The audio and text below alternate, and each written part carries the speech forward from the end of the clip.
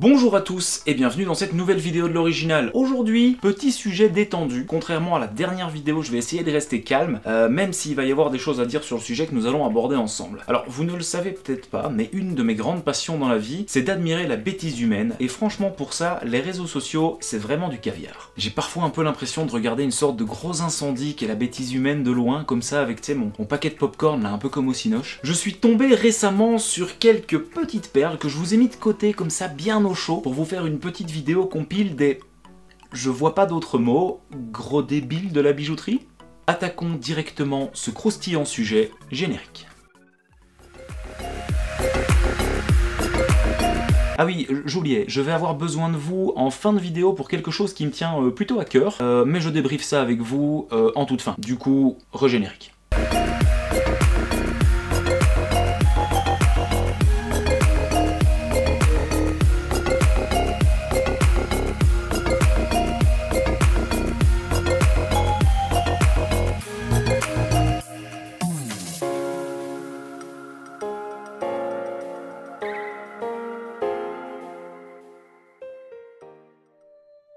L'or.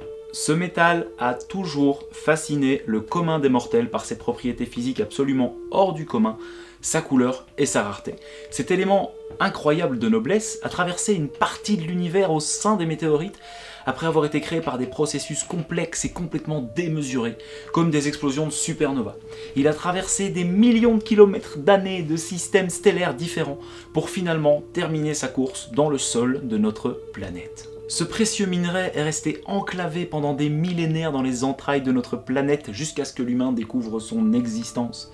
Et l'être humain, dans sa légendaire humilité et tempérance, a estimé que l'une des destinées possibles de cette matière incroyable était d'en faire ceci. Voilà, comme quoi le Covid aura eu pas mal d'effets délétères, mais ce virus aura également défoncé le bon goût. Laissez-moi vous présenter Shankar Kourad, un homme visiblement dans le besoin, issu de la ville de Pune en Inde. L'homme d'affaires qui ne semble pas trop dans la démesure a déboursé près de 4000 $ pour s'offrir ce masque ultra swaggy en or massif. Selon ses dires, ce masque est extrêmement confortable et pèse près de 60 grammes. Précisons du coup que si tu éternues dedans, tu as de grandes chances de faire ce qu'on appelle dans le milieu une Van Gogh. Afin de pouvoir respirer correctement, le masque a bien entendu été équipé de petits trous de ventilation et donc ne sert absolument à rien. Quoi de plus utile que l'inutile après tout.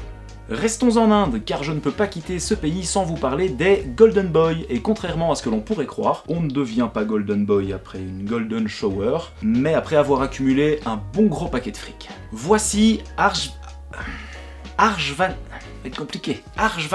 Pandakar, à tes souhaits. Heureux Golden Boy de 20 ans, et à la vue de sa photo, vous aurez compris la signification de Golden Boy. Ce jeune homme porte sur lui près de 8 kilos de bijoux en or massif. Il est issu de la même ville que notre précédent intervenant, et lui aussi est un homme d'affaires issu d'une famille plutôt aisée. Il ne se définit cependant pas comme tel, puisqu'il s'estime étant également travailleur social, car il semblerait qu'il ait aidé des gens pendant la phase de confinement indienne. Je pense par contre que si le mec va se taper une petite trempette dans le Gange, il y a quand même de grandes chances qu'il reste au fond, le garçon. La mode des Golden Boy en Inde semble être quelque chose de normal et de totalement assumé. D'ailleurs, chaque famille indienne dépenserait en moyenne 2000 € par an en or, et l'Inde achèterait à elle seule près de 25% de l'extraction mondiale annuelle d'or. Les Golden Boy ne finissent malheureusement pas toujours très bien, et je me dois du coup de vous parler de Dattatreya Phug, j'espère que ça se prononce comme ça, lui aussi homme d'affaires, et lui aussi originaire de Pune. L'homme avait défrayé la chronique en 2013 en arborant une chemise faite sur mesure pour lui, avec pas moins de 3,5 kg d'or 22 carats, et ayant coûté la bagatelle de 220 000 €. Zara en sueur. L'histoire ne nous dit cependant pas si pour le lavage tu fais ça dans une très grosse cuve à ultrasons ou dans une machine 40 degrés comme tout le monde quoi.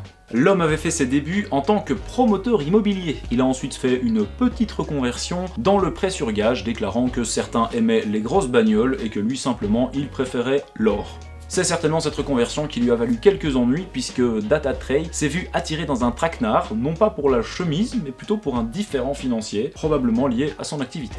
Et il décédera à 48 ans des suites de l'agression, molesté à coups de poing et à coups de pierre jusqu'à ce que mort s'en suive sous les yeux de son fils de 22 ans. Ouais, pour le coup cette histoire termine pas super bien. Repassons du coup sur une histoire qui se termine un petit peu mieux, et franchement c'est celle-ci qui m'a donné envie de faire cette vidéo tellement je trouve le concept absurde. Avant d'attaquer ce sujet, je me dois, en bon vulgarisateur, de vous briefer légèrement sur le piercing, car c'est de cela dont nous allons parler. Lorsque vous optez pour un piercing, il est bon de savoir qu'il y en a deux types. Le premier et le plus courant, c'est le piercing simple. En gros, on vous perce de part en part de la peau, comme un piercing dans le lobe de l'oreille, ou encore les piercings au niveau de la bouche, comme celui de la lèvre, ou celui de la langue par exemple. Le second type est celui que l'on appelle le piercing de surface, et il se place en gros sous la peau et ressort un peu plus loin, ou encore le dermal punch qui nécessite une petite entaille dans laquelle vous venez glisser une petite base équipée d'un pas de vis ou d'un clip sur lequel vous venez fixer le bijou. Ce dernier se trouve donc sous la peau, mais sans un second point de sortie. Ce qu'il faut savoir, c'est que ce type de piercing s'accompagne d'un risque élevé de rejet et d'infection, sachant que généralement l'un ne va pas sans l'autre, et pour avoir déjà dû traiter ce genre de soucis ou refixer des éléments tombés, c'est ni beau ni propre quand ça s'enflamme, croyez-moi. Il est donc important de choisir un bon endroit où placer le piercing de surface, du genre le front, et il est également important d'y mettre un bijou adapté, pas trop lourd, du genre un diamant de 11 carats qui coûte 24 millions de dollars. Ouais.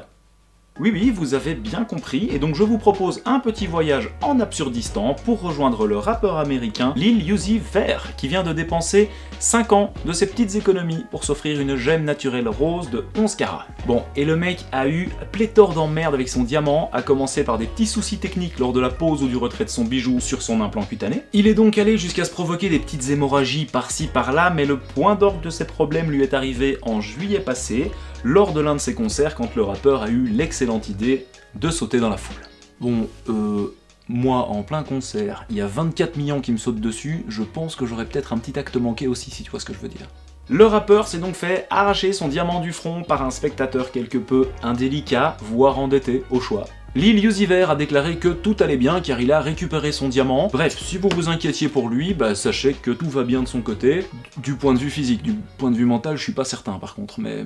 Bon, et je dois maintenant vous parler car j'ai besoin de votre avis, dont vous pourrez me faire part en commentaire si le cœur vous en dit. Comme vous avez pu le voir, j'ai pas été très présent sur la toile durant la crise du Covid. Bon, déjà parce que le moral était pas au top, mais également parce que j'ai énormément bossé sur un projet que je partage avec mon meilleur pote. Pas mal d'entre vous le savent, mais je suis artisan, spécialisé dans la restauration de bijoux anciens, bijoux que je vends sur le net depuis maintenant plusieurs années. Le Covid ayant eu raison de tous mes autres moyens de vente qu'internet, c'est-à-dire les salons, les marchés, etc., j'ai dû m'axer uniquement sur la toile. La monétisation de YouTube étant vraiment dérisoire à mon échelle, je voudrais à nouveau en supprimer une grosse partie, et en parallèle de ça, plutôt essayer de gagner ma vie par les ventes de mes propres bijoux. Alors, 3 points m'amènent à cette conclusion. Le premier, c'est que pas mal d'entre vous me contactent en fait via les réseaux sociaux pour avoir accès à mes ventes, chose que j'ai toujours refusée jusqu'à présent. La seconde, c'est d'un point de vue éthique, étant farouchement opposé à la destruction des sols pour l'extraction des matières premières, je trouve ça beaucoup plus sympa d'offrir une seconde vie à des bijoux qui en ont déjà vécu une, sachant que ces bijoux-là ne nécessiteront pas de nouvelles ressources. Le troisième point, c'est que, également par le biais des réseaux, je passe mon temps à conseiller des gens pour des achats qu'ils vont souvent faire ailleurs, étant donné que je ne donne pas ma société, et dans des boîtes où parfois l'éthique de boulot est extrêmement limitée. Et ça, on va en reparler dans des vidéos à suivre. J'ai d'ailleurs amorcé la série avec la dernière vidéo sur Coravana. Forcément, si je prends la décision de vendre mes pièces via YouTube, ce ne sera pas via des spots de pub sur ma chaîne, mais simplement via un lien général ou un rappel de temps à autre des codes promo et pourquoi pas des concours pour gagner des chèques cadeaux. Pour ce coup-là, j'ai vraiment besoin de votre avis, parce que le principe de base doit rester en accord avec l'esprit de chacun d'entre vous qui faites partie de la communauté de cette chaîne et pour laquelle j'ai énormément de respect. J'attends donc vos retours et vos ressentis en commentaire. Si le format de cette vidéo vous a plu, je vous invite à me laisser un petit pouce ou à me le faire savoir dans les commentaires, parce que je me suis vraiment éclaté à la tournée. Du coup, il y en aura peut-être d'autres.